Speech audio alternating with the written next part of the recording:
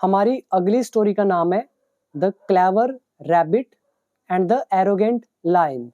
तो इसका मतलब होगा एक चतुर खरगोश और एक घमंडी शेर। तो ये है हमारी आज की स्टोरी। तो इसमें आप चाहो तो 2 वर्ड याद कर सकते हो, एक है क्लेवर यानी कि चतुर, एरोगेंट मतलब घमंडी। तो स्टोरी को रीड करना शुरू करते हैं और इम्प्रूव करते हैं अपनी इंग्लिश ग्रामर एंड वोकैबुलरी को। और जो लोग इस चैनल पर न्यू है वो सब्सक्राइब इसे जरूर करें। और आपको बता दूं कि मैं ऑलरेडी पूरी इंग्लिश सिखा चुका हूं। अगर आप सीखना चाहते हो तो आप मेरे कोर्स को ज्वाइन करके सीख सकते हो। तो उसमें 500 वीडियोस है, बेसिक से लेकर एडवांस्ड लेवल तक। उसी के बाद हमने स्टोरी रीड करना शुरू किया है, क्योंकि स्टोरीज का रिजल्ट आपको मैक्सिमम तभी मिलता है जब आपको एक बार इंग्लिश आ जाती है। शुरू में ही पढ़ने लगोगे बिना इंग्लिश के रूल्स जाने तो आपको काफी प्रॉब्लम होगी। तो शुरू करते हैं स्टोरी को रीड करना। और जिसको कोर्स ज्वाइन करना है उसकी डिटेल आपके सामने लिखी हुई है। ऐप का नाम है बिकम इंग्लिश चैंपियन, आप ज्वाइन कर सकते हैं। So story goes like this.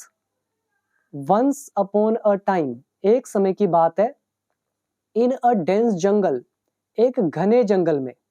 Dense मतलब होता है घना। एक घने जंगल में अ फियर्स लायन, तो एक खूनखार या भयंकर शेर।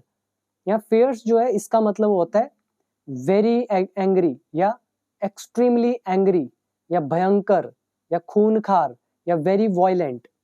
तो जो भयंकर शेर था, रूल्ड वो शासन करता। यहाँ पर ये जो फियर्स लाइन है सब्जेक्ट हो गया, रूल होगी वर्ब की second form past indefinite tense. तो किस पर रूल करता? ओवर मतलब पर, किस पर? ऑल द एनिमल्स, सभी जानवरों पर। ही वॉज एरोगेंट, वह घमंडी था। एरोगेंट एक एडजेक्टिव है जिसका मतलब होता है घमंडी। तो वो घमंडी था। एंड और यूज्ड टू डिमांड एवरीडे, और रोज मांग किया करता था। यहाँ पर हमने रूल यूज किया है यूज्ड टू, उसके बाद ये हमारी वर्ब की फर्स्ट फॉर्म, डिमांड मतलब मांग करना। और यहाँ पर मैं आपको बता दूं, जैसे हमने यहाँ पे टाइम मेंशन कर दिया एवरीडे। जब आप एवरीडे बता देते हैं तो एवरीडे खुद ही बता रहा है कि वो रिपीटेड एक्शन है, फिर आपको यूज्ड टू लगाने की जरूरत नहीं पड़ती है। आप सीधा भी बोल सकते थे he was arrogant and demanded, और वो मांग करता है एवरीडे, रोज। लेकिन आप चाहो तो यूज्ड टू लिखना चाहो तो लिख सकते हो, वुड लिखना चाहो तो भी लिख सकते हो। इनके कुछ रूल्स होते हैं, वो आप देख लेना वुड वाली वीडियो में, यूज्ड टू के लेसन में।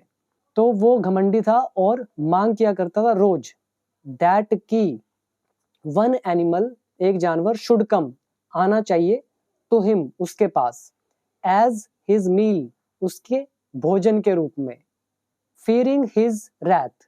यहाँ पे एक अच्छा वर्ड है रैथ। रैथ का मतलब हो जाता है एक्सट्रीम एंगर, मतलब बहुत ज्यादा क्रोध। सो फियरिंग मतलब डर कर, हिज रैथ उसके बहुत ज्यादा गुस्से से। द एनिमल्स वुड ओबे हिम, जानवर उसका कहना मानते। यहाँ पर देखो वुड लगाया, ये यूज्ड टू की जगह पर रिपीट हुआ है। जब यूज्ड टू रिपीट होने लगे तो हम यूज करते हैं वुड। मैं बहुत बार आपको बता चुका हूँ, ठीक है। तो अब कीजिए यहाँ पे वर्ड मीनिंग याद। एक है डेंस मतलब घना, फियर्स मतलब हो जाता है खूनखार, भयंकर, very violent, very angry. Rule over होता है किसी पर शासन करना या राज करना। नेक्स्ट वर्ड एरोगेंट घमंडी, डिमांड इज मांग करना। और रैथ मतलब हो गया एक्सट्रीम एंगर, मतलब बहुत ज्यादा क्रोध।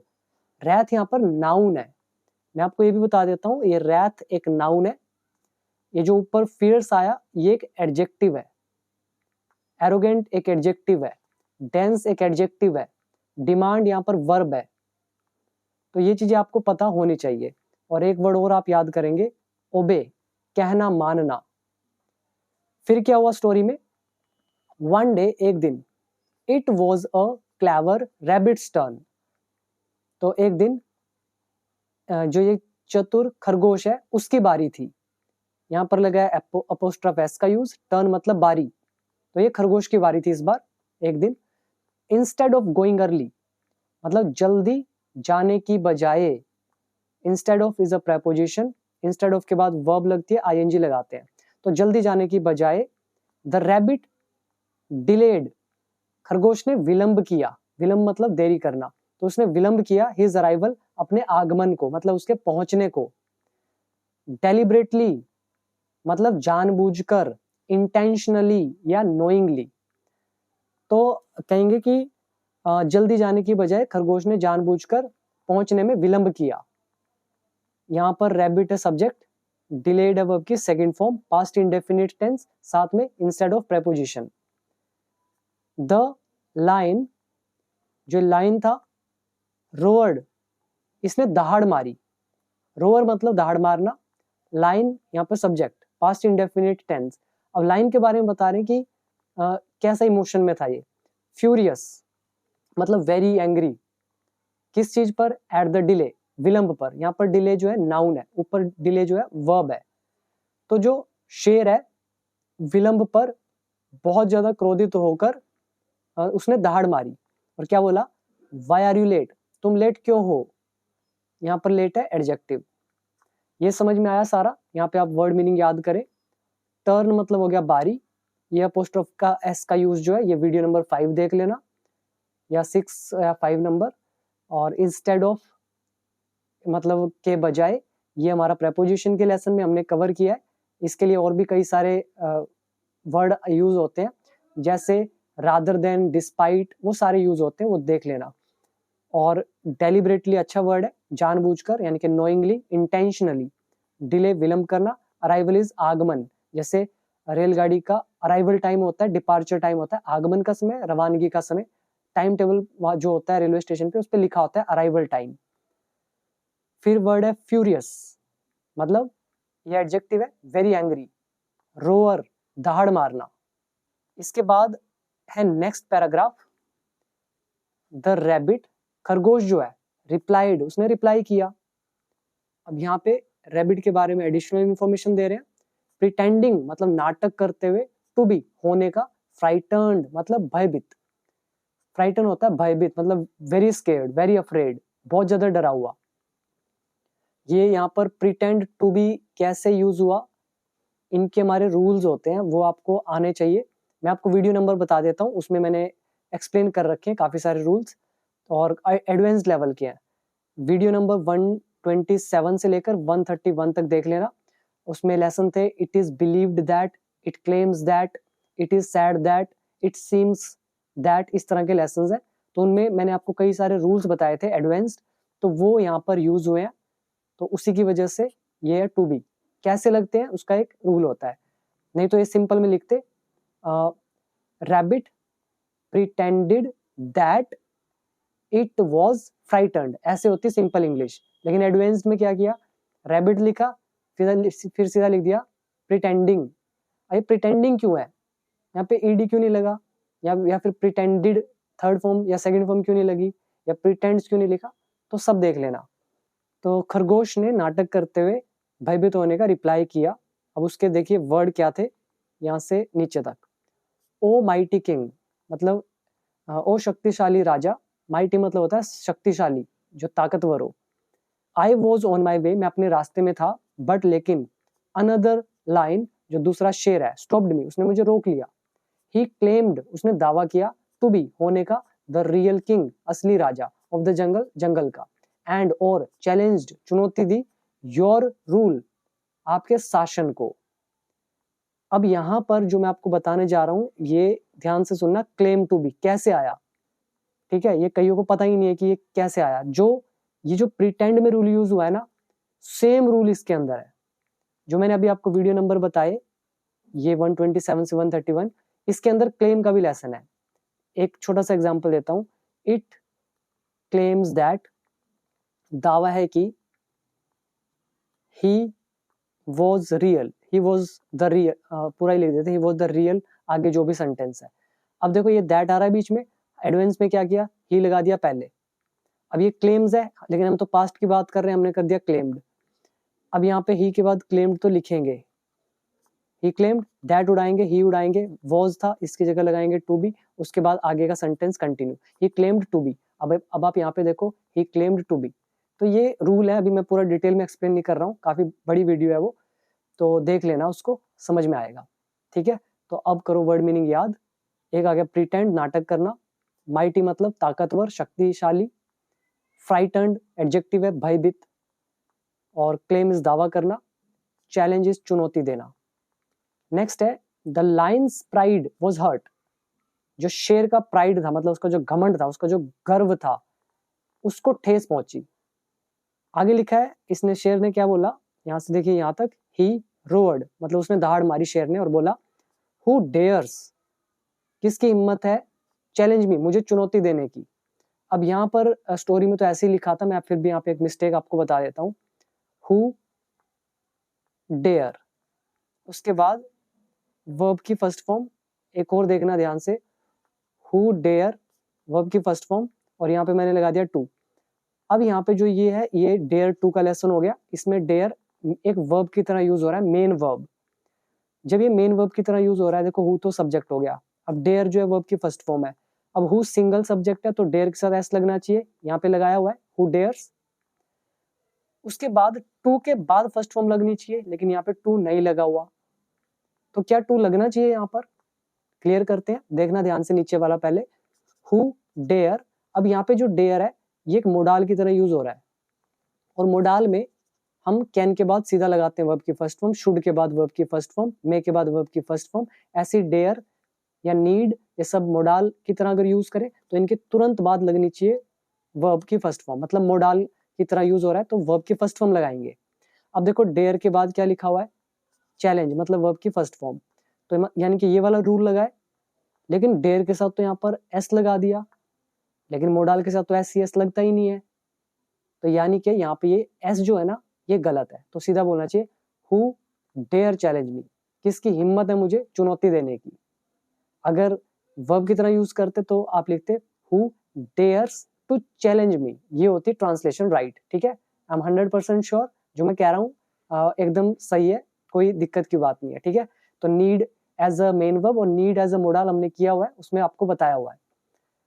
तो ये उसने कहा, ठीक है, उसके घमंड को मतलब ठेस पहुंची, और उसने क्या बोला, किसकी हिम्मत है मुझे चुनौती देने की, टेक मी टू हिम, मुझे उसके पास ले चलो। ये जो है टेक मी टू हिम, ये है imperative sentence, last lesson workbook part 1 का।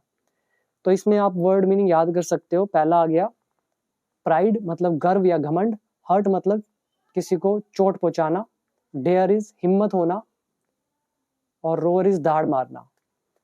नेक्स्ट है द रैबिट लेड, लीड मतलब होता है नेतृत्व करना, ले जाना, लीड सेकंड फॉर्म होती है लीड की, लेड। तो खरगोश ले गया लाइन को, कहाँ पे, टू अ डीप वेल, एक गहरे कुएं के पास, एंड सैड और कहा, अब ये उसके एग्जैक्ट वर्ड थे, the other lion lives inside, दूसरा शेर रहता है अंदर, प्रेजेंट इंडेफिनिट टेंस, ठीक है। ऊपर वाला जो है ये subject second form past indefinite, नीचे वाला जो ये लिव्स वाला ये प्रेजेंट इंडेफिनिट।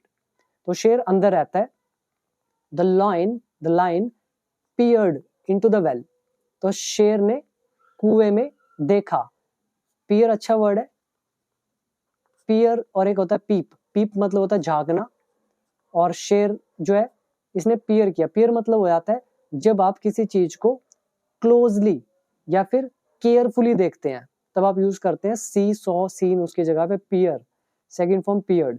तो शेर ने ध्यान से देखा कुएं में, एंड सो और देखा, हिज ऑन रिफ्लेक्शन, खुद की छवि को, अपनी रिफ्लेक्शन को, इन द वाटर पानी में। यहाँ पे आप करो वर्ड मीनिंग याद, एक हो गया लीड टू, कोई चीज किसी को कहीं पर लेकर जाती है, दूसरा आ गया पियर मतलब to see closely and carefully at something, reflection हो गया छवि, ऑन मतलब खुद की, और छवि क्या होती है अगर नहीं पता तो ये इमेज में आप देख रहे हो, शेर पानी में क्या देख रहा है, अपनी खुद की छवि, ये शेर के नीचे पानी में इमेज छवि है उसकी, रिफ्लेक्शन। फिर क्या होता है थिंकिंग मतलब सोचते हुए, इट वॉज हिज राइवल, कि यह उसका प्रतिद्वंदी है, यानी कि उसका ओपोनेंट है, उससे कंपटीशन करने वाला प्रतिद्वंदी, तो सोचते हुए कि यह उसका प्रतिद्वंदी था, ही रोअर्ड, वह उसने दहाड़ मारी, इन एंगर गुस्से में, राइवल हो गया प्रतिद्वंदी नाउन, रोअर यहाँ पे सेकंड फॉर्म, ही सब्जेक्ट, ठीक है। ऐसा सोचते हुए उसने दहाड़ मारी। द रोअर ये जो दहाड़ है, एकोड बैक ये गूंज कर वापिस आई, एको मतलब होता है गूंजना, एको बैक होता है गूंज कर वापस आना। ये सब्जेक्ट, ये वर्ब की सेकंड फॉर्म प्रेजेंट इंडेफिनिट। दहाड़ गूंज कर वापस आई, फिर कोमा डाल के हम बता रहे हैं उससे हुआ क्या, रिजल्ट क्या निकला। मेकिंग हिम बिलीव, जिसने उससे विश्वास करा दिया, ये मेकिंग है, आईएनजी लगा है, बहुत बार बताया रिजल्ट आईएनजी लगा के लिखते हैं, हिंदी पास्ट में होती है। तो मेकिंग हिम बिलीव, उससे विश्वास करा दिया। अब ये मेक कौन सा यूज है, ये मेक है कॉजेटिव वर्ब, मतलब एक रिजल्ट तो बता ही रहे हैं, वो अलग कॉन्सेप्ट है, ठीक है, और रिजल्ट बताने के लिए आईएनजी तो लगता है वर्ब के साथ, लेकिन साथ में ये रूल कौन सा लगा है, पॉजिटिव वर्ब मेक। तो मेक लगता है, फिर एक पर्सन लगता है, फिर वर्ब की फर्स्ट फॉर्म। ये हमने मेक पॉजिटिव वर्ब उस लेसन में सीखा हुआ है वर्कबुक पार्ट 2 के अंदर, ठीक है। तो ये जो गूंज दहाड़ थी वो लौट कर वापिस आई, जिसने विश्वास करा दिया उसे, the other line was challenging him, कि दूसरा शेर उसे चुनौती दे रहा था। क्लियर, तो ये विश्वास करा दिया।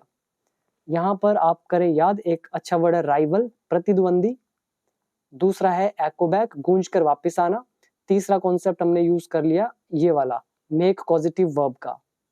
फिर क्या होता है, एनरेज्ड मतलब क्रोधित, क्रोधित होकर। ये एनरेज्ड का मतलब होता है आग बबूला होना, आग बबूला होकर, बहुत क्रोधित होकर, एक्सट्रीमली एंग्री होकर, ठीक है।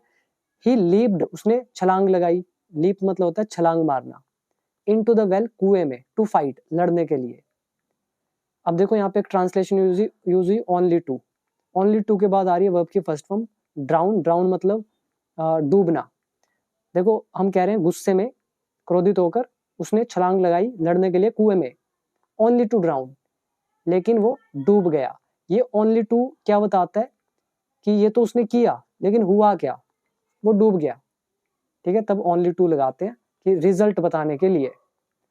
तो ऐसा भी निकाल सकते हो हिंदी कि उसने लड़ने के लिए कुएं में छलांग लगाई लेकिन डूबने के लिए, ठीक है। तो ये होगी ट्रांसलेशन। वर्ड मीनिंग याद करो, एनरेज्ड मतलब आग बबूला होना या बहुत क्रोधित होना, लीप मतलब छलांग मारना, जैसे लीप ईयर आपने सुना होगा, ड्राउन इज डूबना। अब आता है लास्ट पैराग्राफ, और उससे पहले याद दिला दूं, अगर इंग्लिश सीखना चाहते हो, कैपेबल बनना चाहते हो कि आप खुद भी पढ़ सको, स्पीकिंग कर सको, तो आप डेफिनेटली मेरा कोर्स ज्वाइन कीजिएगा। 10 साल का एक्सपीरियंस है मुझे टीचिंग का, और इन 10 सालों में मैंने इतनी सारी वीडियोस बनाई है स्टेप बाय स्टेप, मतलब एक पूरे पैटर्न में है। आप पैटर्न में सीखिए, स्टेप बाय स्टेप सीखिए, कभी भी कंफ्यूज नहीं होंगे, एक भी कॉन्सेप्ट ऐसा नहीं बचेगा जिसमें आपको डाउट होगा। और अगर आपको कॉम्पिटिटिव एग्जाम की तैयारी करनी है तो भी आप उस कोर्स से सीख सकते हैं। 70-80% आपको कॉम्पिटिटिव एग्जाम में भी उन्हीं में से मिलेगा सब कुछ, राइट। बाकी ऐप का लिंक नीचे डिस्क्रिप्शन बॉक्स में। Now last paragraph, the animals of the jungle, जंगल के जो जानवर हैं, रिजॉइस्ड, उन्होंने खुशी मनाई। रिजॉइस मतलब होता है खुशी मनाना, आनंद मनाना। तो ये सब्जेक्ट, ये वर्ब की सेकंड फॉर्म। देखो ये जो वर्ड है ना, रिजॉइस, खुशी मनाना, आनंद मानना, ठीक है, या मजे लेना, या फिर ये लीप हो गया, ये ड्राउन हो गया, एनरेज हो गया, एको हो गया, और ये जितने भी वर्ड यहाँ पे आए हैं, प्रिटेंड, फ्राइटन्ड, तो ये सारे मैंने ऑलरेडी अपने कोर्स के अंदर करवाए हुए हैं, मतलब सब कुछ कराया हुआ है। सीखने वाले आप होने चाहिए।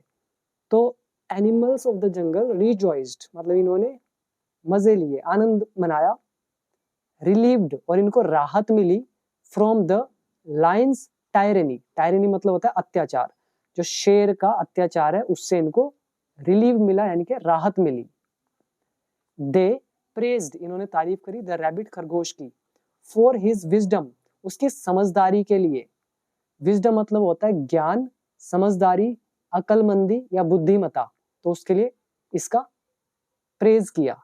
एंड करेज, और साहस के लिए, तो दो चीजें थी, उसका साहस और उसकी समझदारी, ठीक है, उसके लिए सभी ने उसका प्रेज किया। अब यहाँ पे वर्ड मीनिंग याद करो, रिजॉइस खुशी मनाना, आनंद मनाना, रिलीव इज राहत पहुंचाना, टायरेनी इज अत्याचार, अच्छा वर्ड है, ये टायरेनी वर्ड भी हमने किया हुआ है पैसिव वॉइस के अंदर। एक और वर्ड आता है इसके लिए, ऑपरेशन, अत्याचार।